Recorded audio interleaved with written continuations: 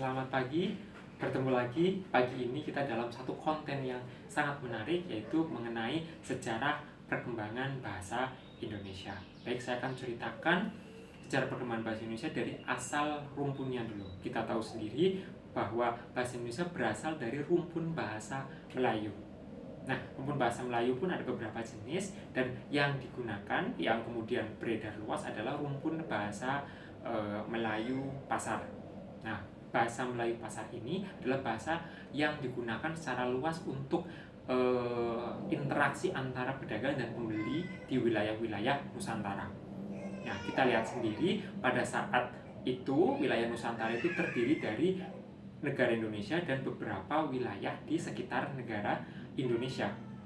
Nah, pada saat sudah digunakan secara luas sebagai bahasa pemersatu dan juga bahasa untuk berkomunikasi, maka pada saat itu bahasa Melayu Pasar ini menjadi lingua franca. Apa yang dimaksud dengan lingua franca? Lingua franca adalah bahasa yang digunakan untuk menjembatani bahasa atau orang-orang yang memiliki bahasa daerah yang berlainan. Jadi bahasa yang digunakan untuk menjembatani orang-orang dengan bahasa daerah yang berlainan, sehingga terjadi komunikasi yang efektif di antara orang dari daerah satu dengan orang dari daerah lainnya. Nah, pada saat sudah menjadi lingua franca, maka itu akan dipakai luas, baik di Nusantara khususnya di Indonesia. Nah, kemudian apa alasan dipilihnya bahasa Melayu Pasar itu sebagai bahasa yang digunakan secara luas di Indonesia? Yang pertama adalah karena sudah menjadi lingua franca di wilayah-wilayah Nusantara, Indonesia dan sekitarnya. Yang kedua adalah bahasa Melayu Pasar tidak memiliki tingkatan, sehingga itu dikatakan sebagai bahasa yang sederhana dan mudah dipelajari. Kita tahu sendiri bahasa daerah yang ada di Indonesia, contohnya adalah bahasa Jawa, itu memiliki beberapa tingkatan bahasa, yang mana setiap kosakata yang ada di tingkat bahasa itu bisa berbeda. Tapi kalau di bahasa Melayu Pasar tidak ada, menggunakan satu kosakata bahasa yang sama untuk berkomunikasi dengan orang lain, baik yang setara maupun yang lebih tua. Jadi tidak ada tingkatannya. Itu poin yang kedua. Poin yang ketiga adalah kenapa dipilih bahasa Indonesia itu, karena bahasa Indonesia itu sudah menjadi bahasa yang digunakan untuk pertukaran kebudayaan. Ya, jadi bahasa Indonesia yang pada saat itu masih namanya bahasa Melayu Pasar itu digunakan sebagai pertukaran kebudayaan. Contoh prasasti-prasasti yang ditulis pada saat itu menggunakan bahasa Melayu Pasar. Contoh ada beberapa prasasti yang ada di wilayah Indonesia maupun di wilayah Nusantara yang lain itu menggunakan bahasa Melayu. Ya, yaitu contohnya di bahasa atau di prasasti Kadukan Bukit tahun 683.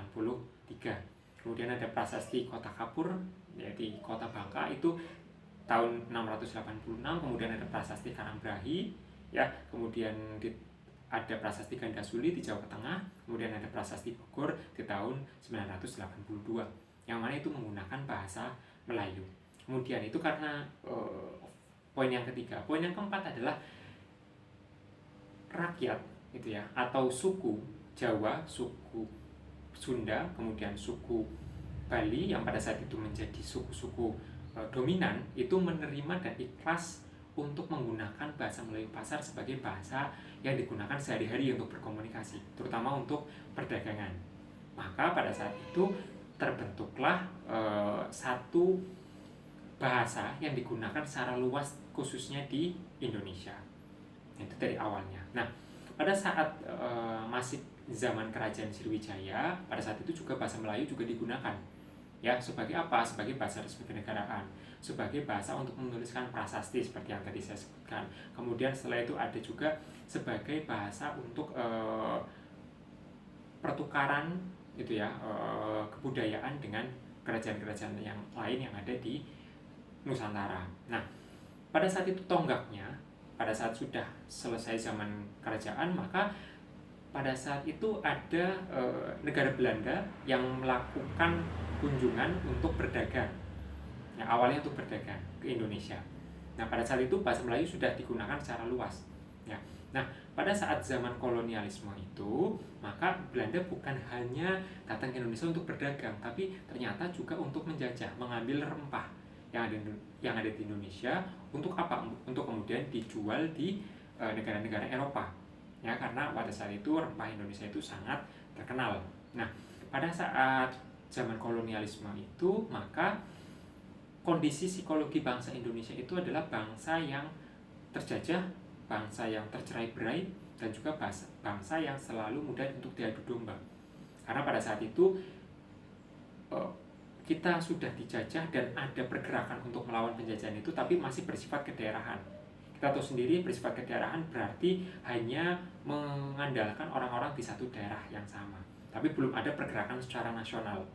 Nah, pada saat itu karena bahasa Melayu itu digunakan secara luas, kemudian setelah itu kita sudah dijajah cukup lama, maka pada saat tonggaknya kembali adalah yang paling utama adalah pada saat Sumpah Pemuda. Ya, Sumpah Pemuda pada 28 Oktober 1928 itu mengumpulkan para pemuda dari hampir sebagian besar wilayah Indonesia untuk apa? Untuk menyatakan bahwa kita punya tanah air, kita punya bangsa, kita punya bahasa yang namanya Indonesia. Ya, kita coba buka butir-butirnya. Ada 3 butir, yaitu yang pertama, kami putra dan putri Indonesia mengaku bertumpah darah satu, tanah Indonesia.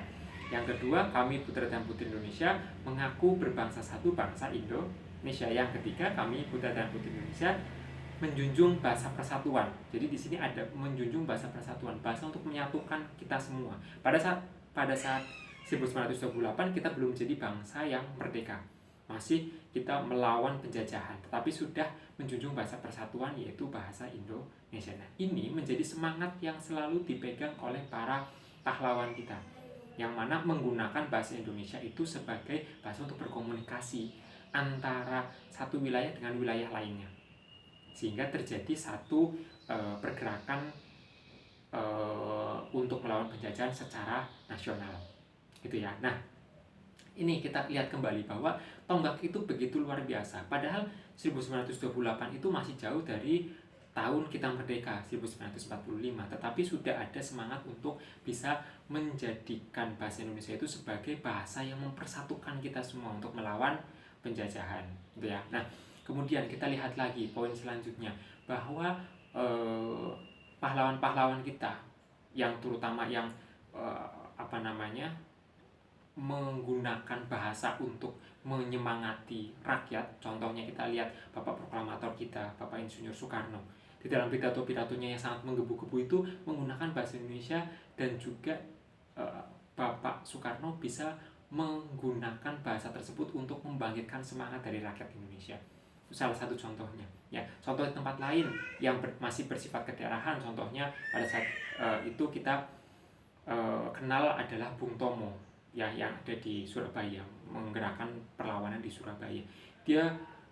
Beliau juga pada saat menyuarakan pidato-pidatonya juga sangat menggebu-gebu dan sangat berapi-api dengan menggunakan pilihan bahasa Indonesia yang baik dan juga memberikan semangat. Itu adalah salah satu contoh pemakaian bahasa Indonesia sebagai komunikasi yang efektif untuk menggerakkan semangat warga untuk melawan penjajahan masa itu ya. Nah, kemudian kita menjadikan bahasa Indonesia itu sudah sebagai bahasa nasional dan juga bahasa negara. Ya, sebagai bahasa nasional kita tahu sendiri pada saat Sumpah Pemuda 28 Oktober 1928 itu ya, sebagai bahasa nasional untuk mempersatukan kita. Tapi secara hukum, ya, secara negara, kita mengangkat bahasa Indonesia itu pada 18 Agustus 1945, sehari setelah proklamasi 17 Agustus 1945. Karena apa? Pada saat itu sudah terbentuk negara dan bisa disahkan secara hukum, ya. Nah, kita lihat sangat pentingnya bahasa Indonesia itu untuk menyatukan perbedaan ras, untuk menyatukan perbedaan etnis, untuk menyatukan bahasa-bahasa yang berlainan di Indonesia itu sendiri. Itu sangat kuat karena kita dapat berjalan sebagai satu negara yang utuh sampai saat ini, sampai detik ini, Karena apa? Karena kita mempunyai bahasa yang sama. Meskipun mungkin ya kita memiliki latar belakang sosial yang berbeda, budaya yang berbeda, agama yang berbeda, tetapi karena kita memiliki satu bahasa yang sama, maka kita merasa menjadi orang Indonesia sepenuhnya. Ya, nah, apalagi pada saat ini isu yang terbaru adalah pemerintah melalui Badan Pengembangan dan Pembinaan Bahasa itu ingin mencanangkan bahasa Indonesia itu sebagai bahasa kedua ASEAN. Ya, bahasa kedua negara-negara ASEAN. Bahasa pertama negara-negara ASEAN itu adalah bahasa Inggris, karena bahasa Inggris sudah menjadi bahasa internasional yang digunakan secara luas di hampir seluruh dunia. Kemudian kita sedang mengupayakan melalui pemerintah, melalui badan bahasa itu untuk menjadikan bahasa Indonesia sebagai bahasa kedua ASEAN. Karena apa? Karena kita merasa bahwa penutur bahasa Indonesia itu merupakan penutur yang besar, penutur yang bisa menjadi satu kekuatan yang baik di negara-negara ASEAN. Apalagi dengan upaya-upaya dari pemerintah kita untuk bisa berdiplomasi secara bahasa dengan negara-negara lain. Salah satunya dengan adanya program Bahasa Indonesia bagi Penutur Asing atau BIPA gitu ya. Nah, itu adalah cara pemerintah kita untuk bisa mensosialisasikan bahasa Indonesia di kancah internasional sehingga bahasa Indonesia dikenal luas. Kalau bahasa Indonesia dikenal luas, berarti otomatis negara Indonesia akan dikenal luas. Pariwisata kita juga akan dikenal luas dan orang akan berbondong-bondong menuju ke Indonesia. Itu ya. Nah, itu adalah salah satu upaya pemerintah kita untuk bisa menjadikan bahasa Indonesia sebagai bahasa kedua ASEAN. Itu ya. Nah, maka mari kita dukung pemerintah kita dan juga kita harus tahu mengenai sejarah perkembangan bahasa Indonesia dari yang sebelum kita merdeka hingga saat yang terbaru, semacam itu ya. Oke, kalau ada komentar, kalau ada informasi terbaru yang mau Anda sampaikan ke saya, Anda bisa tuliskan dalam kolom komentar. Jangan lupa sukai video ini dan juga jangan lupa untuk berlangganan atau subscribe channel ini. Oke, terima kasih. Itu saja yang bisa saya bagikan. Kalau Anda ingin request materi, Anda tuliskan saja di kolom komentar. Terima kasih semuanya. Selamat pagi.